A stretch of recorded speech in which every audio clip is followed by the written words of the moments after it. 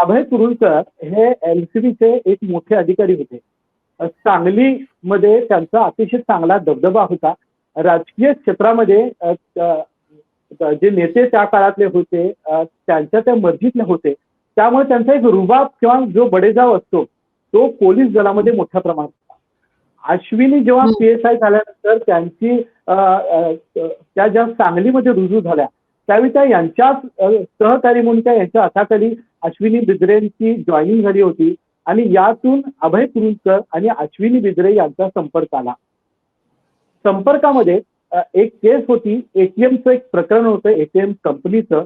एक मोठा फ्रॉड हा अश्विनी गोरे म्हणजे बिद्रे गोरे यांनी काढला होता आणि याची पूर्ण चौकशी करण्याचे जे आदेश आणि फ्री हँड होता, तो अभय कुरुलकर यांनी त्यांना दिला होता. अशा या केसमधून अश्विनी आणि अभय कुरुलकर यांचा जवळचा संपर्क आल्याचं राजू गोरे सांगतायत. जेव्हा संपर्क आला अनेक गोष्टी शेअर त्या करत होत्या आणि यातूनच त्यांची ओळख वाढली, प्रेमसंबंध निर्माण झाले आणि पुढं त्या त्या हत्याकांडामध्ये त्याचं रूपांतर झालं.